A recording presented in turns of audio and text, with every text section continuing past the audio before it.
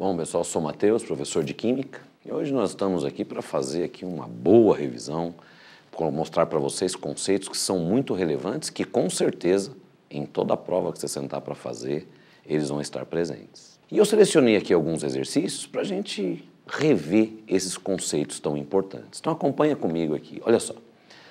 Numa mesma temperatura foram medidas as pressões de vapor dos três sistemas a seguir. Sistema X, 100 gramas de benzeno. O Y, 5 gramas de naftaleno dissolvidos em 100 gramas de benzeno. Massa molar do naftaleno, 128 gramas por mol. E o sistema Z, 5 gramas de naftaceno dissolvidos em 100 gramas de benzeno. E a massa molar do naftaceno, 228 gramas por mol. Os resultados para esses três sistemas foram 105, 106,4 e 108,2 milímetros de mercúrio, não necessariamente nessa ordem. Tais valores são, respectivamente, as pressões de vapor dos sistemas. Ele trouxe para a gente três sistemas, né? Um ele diz que tem 100 gramas de benzeno, o outro ele diz que tem 5 gramas do naftaleno dissolvidos em 100 gramas de benzeno, e no outro 5 gramas do naftaceno dissolvidos em 100 gramas de benzeno. Então quer dizer que o benzeno é o nosso solvente. E quando ele diz que tem 100 gramas de benzeno apenas, quer dizer, é o solvente puro. E o solvente puro sempre tem uma pressão de vapor maior do que na solução. Conforme nós vamos dissolvendo o soluto não volátil, a pressão de vapor vai diminuindo. E quanto maior for a quantidade que eu dissolver do soluto não volátil, menor é essa pressão de vapor. Então acompanha aqui comigo, olha só. Ele está dizendo para você que aqui no sistema que ele chamou de X, eu tenho 100 gramas de benzeno, benzeno puro. Se ele é o benzeno puro, quer dizer, é o que tem a maior pressão de vapor, dos valores que ele me ofereceu, 108. Então o X corresponde aos 108 milímetros de mercúrio. Então aqui nós já ficamos só entre as alternativas C e E. Agora, o Y e o Z são soluções.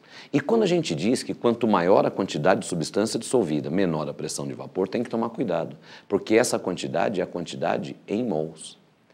E você observa que ele ofereceu para você 5 gramas de cada um dos solutos em 100 gramas de benzeno. Ele me ofereceu a massa, mas também trouxe a massa molar, o que permite o cálculo da quantidade em mols. Então acompanha aqui, olha só. Então nós temos ali o benzeno puro, você tem aqui o solvente puro, a pressão de vapor é mais alta. Onde eu tenho 5 gramas do naftaleno, a quantidade em mol é a massa da substância pela massa molar. Quer dizer, os 5 gramas do naftaleno dividido pela massa molar do naftaleno. Já no naftaceno eu tenho 5 gramas também, mas a massa molar do naftaceno são 228 gramas. Aqui o denominador é mais baixo. Se o denominador é mais baixo, o resultado dessa conta é mais alto. Ou seja, o sistema Y apresenta a maior concentração de partículas. Se eu tenho uma concentração de partículas maior, quer dizer que a pressão de vapor é menor, né? Quanto maior a concentração de partículas, menor é a pressão de vapor. Então acompanha aqui com a gente nas alternativas, olha só. Ele disse aqui nas alternativas, falou em 105 e 106,4. Nós descobrimos que o sistema Y, onde tem um naftaleno, tem mais partícula, então a pressão de vapor é menor. Então quer dizer que o sistema Y corresponde aqui aos 105 milímetros de mercúrio.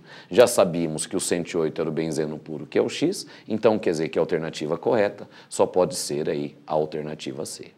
Agora nós vamos falar um pouco a respeito da cinética química. A cinética química estuda a velocidade de reações. E o ponto alto da cinética são os fatores que podem alterar a velocidade de uma reação. Para que uma reação química aconteça, nós temos que ter o choque, a colisão entre as substâncias reagentes.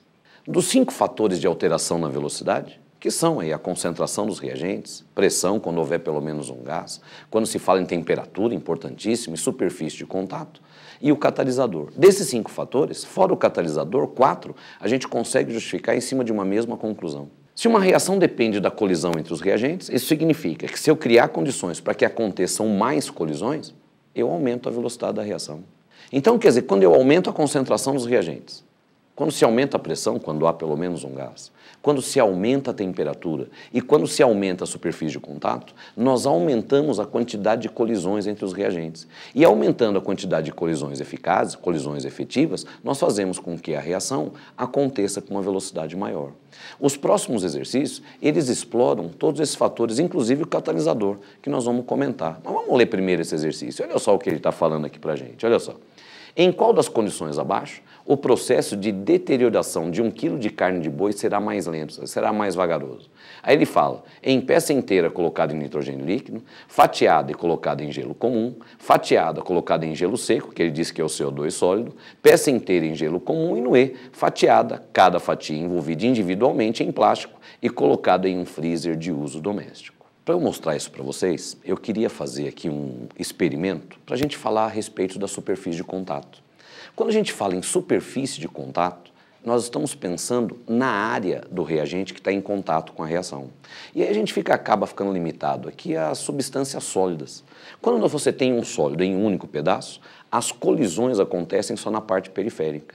Conforme nós vamos fragmentando esse sólido, as colisões nas partes periféricas continuam acontecendo, mas agora, além delas, eu vou tendo colisões também nas partes mais internas. Quanto mais eu quebrar um sólido, quer dizer, quanto maior for o número de pedaços que eu quebrar esse sólido, maior a superfície de contato, mais colisões, o que garante para a gente maior velocidade. Um exemplo clássico são os medicamentos efervescentes. E aqui eu tenho para vocês, olha, nós temos aqui nesses 2 copos, você tem aqui um medicamento efervescente em comprimido e um medicamento efervescente em pó. No medicamento efervescente em pó, a superfície de contato é maior, então a velocidade da reação tem que ser maior. Aí eu queria que você acompanhasse aqui, eu vou colocar água nos dois, para você ver aqui qual dos dois efervesce mais rápido. Tá aí, ó, a efervescência do medicamento em comprimido e a efervescência do medicamento em pó. Fica bem claro, né, que aonde você tem o pó, a efervescência está acontecendo muito mais rápido, né? Quer dizer, quanto maior for a superfície de contato, maior é a velocidade da reação. Aqui ele está falando para a gente a respeito de peça fatiada, peça inteira, ele está dizendo que quer demorar mais para essa carne estragar, né? Quer que o processo seja mais lento. Então, se eu fatiar, eu aumento a superfície de contato, a reação acontece mais rápido. Já se eu guardar em peça inteira, não, vai demorar mais para acontecer.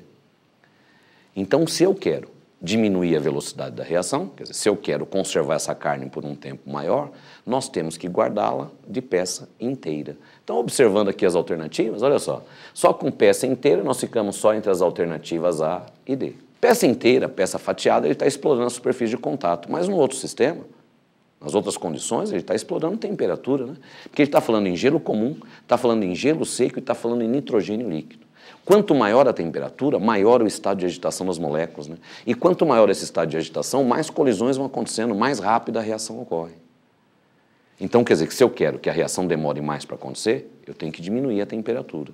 Mas aí ele falou em gelo comum. Falou, qual que é a temperatura do gelo comum? Com certeza abaixo de 0. Só que a temperatura do gelo depende de como o seu freezer está regulado.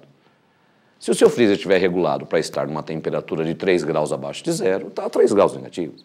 Se ele estiver regulado para ficar 5 graus abaixo de 0, o seu gelo está a 5 graus negativos. Um freezer muito bom está regulado aí para ficar 15 graus abaixo de 0. Então, o seu gelo está a 15 graus abaixo de 0. Então, pensando aí num freezer muito bom dentro da sua casa, o seu gelo ficaria aí estourando a 15 graus negativos. Só que ele falou em gelo seco. O gelo seco é o CO2, que nas condições ambientes é um gás, né, que é o gás carbônico, mas o gelo seco é passado ao estado sólido. E para a gente conseguir pegar o CO2 e passar ao estado sólido sob pressão atmosférica, sob pressão ambiente, a temperatura do gelo seco fica aí por volta de 78 graus negativos. Aproximadamente 80 graus abaixo de 0. Então, no gelo seco, garantidamente, eu tenho uma temperatura mais baixa quando comparado ao gelo comum. Só que a outra ele colocou nitrogênio líquido. O nitrogênio líquido, o nitrogênio é o principal constituinte do ar atmosférico, né, substância gasosa nas condições ambientes. Para eu passar ele para o estado líquido, eu tenho que resfriar a 197 graus Celsius negativos. Eu não tenho que saber que o gelo seco ele está a 78 graus abaixo de 0 e também não tenho que saber que o nitrogênio está a 197 graus Celsius negativos. Mas eu tenho que ter essa noção, né?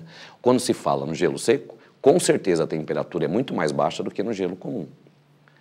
E quando se fala no nitrogênio líquido, é uma temperatura muito mais baixa do que quando se fala aí no gelo seco. Então, se eu quero conservar essa carne um tempo maior, tem que ser peça inteira, porque tem a superfície de contato aí menor, e tem que ser em nitrogênio líquido, quer dizer, na menor temperatura. E aí, a peça inteira colocada em nitrogênio líquido é o que aparece aí pra gente já na alternativa A. Continuando aí com a cinética química, nós vamos falar agora vamos continuar falando nesses fatores de alteração na velocidade, que a gente tem que identificar, né? Quando ele mostra para você a mesma reação acontecendo em situações diferentes, você pode ter certeza que a diferença entre elas está na velocidade. E eu tenho que observar aí, né, de acordo com a leitura do enunciado, qual ou quais são os fatores que estão influenciando na velocidade da reação. Então vamos acompanhar aqui a leitura. Olha só o que ele diz. Alguns alimentos sofrem decomposição por ação do ar. Todas as alternativas apresentam procedimentos de conservação que evitam reação de alimentos com oxigênio do ar, exceto. Para a gente livrar um alimento aí de reações que levam a ele ficar impróprio para o consumo, nós temos que livrá-lo basicamente de duas coisas. Do ar atmosférico, por causa da reação com oxigênio, e temos que livrar também de organismos que estão instalados nele. Nesse exercício, ele está dizendo que em todas as alternativas nós temos procedimentos que livram o alimento do ar, exceto, quer dizer, ele quer saber qual deles conserva o alimento, mas não por livrar do ar atmosférico. Vamos ver aqui, olha. Na alternativa A, ele está falando em adicionar antioxidante à manteiga. Antioxidante é uma substância que não deixa o alimento oxidar. E você sabe como é que é? É uma substância que reage facilmente com oxigênio. Quer dizer, ela reage com oxigênio, livrando o alimento disso. Então, adicionar um antioxidante aí a um alimento, nós estamos livrando aí, pelo menos por um tempo, da ação do oxigênio. Então, essa daí está correta, ele quer saber que não livra ação com oxigênio. Então, vamos ver aqui o item B. No item B, ele fala em cobrir salaminhos com uma camada de parafina. Você tem o salaminho, no contato com o oxigênio do ar. Se eu cubro ele com uma capa de parafina, quer dizer, eu estou evitando esse contato do oxigênio com o alimento, quer dizer, estou livrando esse alimento aí do ar. Quer dizer, estamos livrando do contato com o do oxigênio. Na alternativa C, olha só o que ele fala. Guardar em óleo ou banha a carne cozida. Um procedimento antigo, principalmente nas fazendas, quando não se tinha aí a geladeira, lá abatiam-se os animais, já se cozinhava a carne e guardava dentro da banha ou do óleo. Quer dizer, a hora que você coloca dentro da banha ou do óleo, você fez aí uma capa, né? Livrou do contato do oxigênio do ar. Quer dizer, está conservando o alimento. O que ele quer é a alternativa que conserva o alimento, mas não pela retirada do oxigênio. Olha só o que nós temos na alternativa D. Ele fala aqui em salgar carnes e deixá-las ao sol. Quando se salga a carne, nós conservamos, e conservamos muito bem o alimento, mas não é porque se livra do oxigênio. Porque você já deve ter visto, na hora que se espalha aí o sal na carne, o oxigênio tem um monte de espaços vagos aí que vai entrar em contato com o alimento. Nesse caso, a conservação é por desidratação. O sal, ele concentra muito o meio externo, e concentrando o meio externo, ele tira água do alimento. E essa água retirada do alimento já vai fazer ele demorar mais para reagir. Só que, além disso, a hora que retira a água do alimento, retira também água de todos os organismos vivos que estão instalados nele, deixando esses organismos vivos inativos ou até matando-os. Então, quer dizer, quando a gente salga um alimento, nós estamos fazendo aí deixando ele um tempo maior de durabilidade, quer dizer, estamos conservando esse alimento por desidratação. Esse fenômeno, onde você, por aumento de concentração de um sistema, você fazer retirada de água, é o fenômeno da osmose. Muito usado aí, né, não só para carne, mas também para peixes, né, para o famoso bacalhau. É assim. Então, quer dizer que de todos os fatores que ele colocou aqui para a gente, o que conserva o alimento, mas não por causa da ação do oxigênio, é a salga da carne. Então, nós temos aí a alternativa correta, a alternativa D de dado. Nós falamos aqui em temperatura, falamos em superfície de contato. Agora nós temos que falar também a respeito de catalisador. E aí eu queria que você acompanhasse a leitura desse próximo enunciado. Acompanhe aqui comigo. Olha só, vem aqui. Olha. Nós temos aqui o peróxido de hidrogênio em solução aquosa, é chamado comumente de água oxigenada. Sua decomposição é extremamente lenta. Porém, se adicionarmos iodeto, que é o I-, a essa solução, a reação citada ocorre mais rapidamente. O mecanismo dessa reação pode ser representado pelas seguintes equações. Aqui já vale um comentário. Quando ele vem me contando a história da reação, e no meio dessa história ele disse que adicionou uma substância e por conta disso a velocidade da reação aumentou, ele está me dizendo que essa substância é um catalisador. No enunciado, ele me diz que a reação de decomposição da água oxigenada aumenta a sua velocidade pela ação de iodeto. Então ele está me dizendo que o iodeto é um catalisador dessa reação. Só que o catalisador, nas catálises homogêneas, ele está presente lá no início do processo, ele participa das etapas da reação, aumenta a velocidade, só que ao final é recuperado. E nesse exercício, como ele oferece o mecanismo, como ele oferece as etapas, ele está me dando uma segunda chance de identificar o catalisador. Então acompanha aqui comigo, olha só. Ele está mostrando aqui que na primeira etapa, nós temos o H2O2 com o iodeto produzindo água e IO-. Aí o H2O2 reage com o IO-, formando água, O2 e o iodeto. Olha só, no início da reação, nós temos aqui o H2O2 e o iodeto. E ao final da reação, eu tenho H2O, O2 e iodeto. Essa é a característica do catalisador, né? É a substância que está no início do processo, participa das etapas da reação e ao final está lá totalmente regenerado. Aí ele vem dizendo assim, olha, essa mesma sequência pode ser representada pelo caminho energético da reação. Quando ele fornece para a gente o caminho energético da reação, ele está me mostrando especialmente a energia de ativação. Energia de ativação é a quantidade de energia que eu tenho que fornecer para que uma reação química aconteça. A definição de energia de ativação é a quantidade mínima de energia que tem que ter o sistema para que aquela reação ocorra.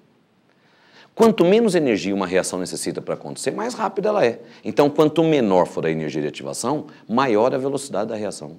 O catalisador, com a atuação que ele tem nas etapas da reação, ele faz exatamente isso, ele faz a reação percorrer um caminho energético mais curto. O catalisador, ele aumenta a velocidade da reação porque ele diminui a energia de ativação. Mas vamos ver aqui esse caminho energético, olha só o que ele me mostra. Ele mostra aqui que na primeira etapa, né, o H2O2 e o I-, está mostrando aqui a energia de ativação, né, a quantidade de energia que eu tenho que fornecer para alcançar o pico do gráfico, que é chamado aí de complexo ativado. E aqui nós temos a segunda etapa, o H2O2 e o I-, e eu tenho aqui uma energia de ativação menor. Então quer dizer que a primeira etapa tem uma energia de ativação mais alta. É onde o iodeto está atuando. Mas espera aí. Foi dito aqui que o catalisador ele diminui a energia de ativação e agora nós estamos mostrando que o catalisador está lá na etapa onde a energia de ativação é mais alta. Pois é, com certeza, nessa etapa a energia de ativação era muito mais alta, que com a presença, com a atuação do catalisador, ela ficou ainda menor. Mas continua sendo a energia de ativação mais alta das duas etapas, né? Quer dizer, aqui nós temos a etapa mais demorada, a etapa mais lenta da reação. Vamos acompanhar aqui as alternativas. Olha só o que ele me diz. De acordo com os dados e seus conhecimentos de cinética química, assinale a alternativa incorreta. Aí diz assim, o ânion iodeto é o catalisador da reação. Está certinho, né? Foi a primeira conclusão que nós tiramos. Aí diz assim no item B, a primeira etapa é a determinante na velocidade dessa reação. A maior parte das reações químicas, elas acontecem em etapas, né? E a etapa determinante, a que manda na velocidade da reação, é exatamente a etapa lenta, que é aquela que tem a energia de ativação mais alta. E nós vimos lá no gráfico que a primeira etapa, né, a energia de ativação era maior. Então, ela é a etapa lenta, é ela que manda na velocidade da reação. Vamos ver as alternativa C. A reação global pode ser representada por... A reação global nada mais é do que a soma das etapas. Se você somar todas as etapas, você vai chegar exatamente a essa equação, 2 do H2O2 em solução aquosa, produzindo aqui água e gás oxigênio. Quando eu falei para vocês que o catalisador, o exercício pode dizer para a gente que é o catalisador quando ele traz, né, toda a história da reação e lá no meio dessa história ele me diz que adicionou uma substância e por conta disso a velocidade da reação aumentou. Mas ele também pode fornecer as etapas. E quando ele traz as etapas, é só identificar as substâncias que eu tenho início e aquelas que aparecem ao final do processo. O catalisador é o que está nos dois ao mesmo tempo. E uma terceira maneira de representar um catalisador na reação, uma terceira maneira de identificar quem é o catalisador, é representando aqui em cima da seta, como aparece nessa alternativa C. Acompanha aqui, olha, está direitinho, olha, a soma das etapas está lá, só que na soma, o catalisador, como está no reagente, está no produto, ele desaparece. Então, para mostrar que a reação está sendo catalisada pelo iodeto, ela é escrita aqui em cima da seta que separa o reagente do produto. Então, está correta essa alternativa C.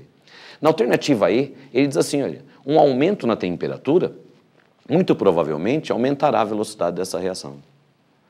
O aumento da temperatura aumenta a velocidade de qualquer reação. Tem aí uma meia dúzia de reações que isso é exceção, mas é dentro de milhões. E milhões e milhões e milhões de reações químicas possíveis, eu não posso levar em conta uma meia dúzia, né? Principalmente porque são casos muito específicos, por conta de características específicas de certas substâncias e ainda em determinadas condições. Então eu posso generalizar. aumentando a temperatura, eu aumento a velocidade da reação. Olha, uma prova que a gente generaliza isso mesmo e tem que generalizar. Lá na sua casa, você tem um monte de alimentos, né? Em cada alimento você tem lá uma série de substâncias. E entre esse monte de substâncias, entre todas elas, estão acontecendo lá uma série de colisões entre elas. Quer dizer, estão acontecendo lá na sua casa agora milhões de reações químicas em cada alimento. Aí não interessa qual é o alimento. Se você quer que ele dure um tempinho maior, onde é que você guarda? Na geladeira, né? Porque guardando na geladeira, você vai diminuir o estado de agitação, quer dizer, vai diminuir a quantidade de colisões, a reação vai demorar mais para acontecer. Quer dizer, esse alimento vai demorar um tempo maior para estragar. Viu como você generalizou? Se eu quero diminuir a velocidade da reação, eu diminuo a temperatura. Se eu quero aumentar a velocidade da reação, eu aumento a temperatura.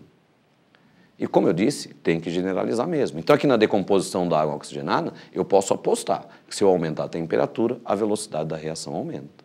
Mas vamos ver a alternativa D. Na alternativa D ele diz assim, olha, o ânion hipoiodito, por estar no produto e no reagente, como representado nas etapas dessa reação, pode ser classificado como catalisador. Vamos voltar aqui, olha, nas etapas que ele me ofereceu. Olha só. Ele está falando aqui para a gente, na alternativa D, a respeito do hipoiodito, que corresponde a esse ânion IO-. O IO- ele não estava no começo do processo, né? Ele foi produzido pela ação do iodeto. Para que se tenha um catalisador, para eu identificar um catalisador por intermédio das etapas, ele tem que estar no início, participar das etapas e ao final ser recuperado. Quer dizer, é nessa sequência, tem que estar no início e no final do processo. Quando a gente observa aqui o hipoiodito, aconteceu o contrário, né? Ele foi produzido e depois, olha só, ele foi produzido na primeira etapa e depois reagiu na segunda. Quer dizer, para ser catalisador tem que estar na sequência, no início e no final do processo. Então a alternativa aí incorreta é exatamente essa alternativa D, quer dizer, o hipoiodito. Trata-se aí de uma substância que está até participando da reação, está lá no produto, depois está no reagente, mas não é catalisador. Repetindo, catalisador tem que estar no início, participar das etapas e ser recuperado ao final. Bom, pessoal, por hoje é só. Espero que você tenha aproveitado bastante. Sucesso a todos e até uma próxima. Tchau.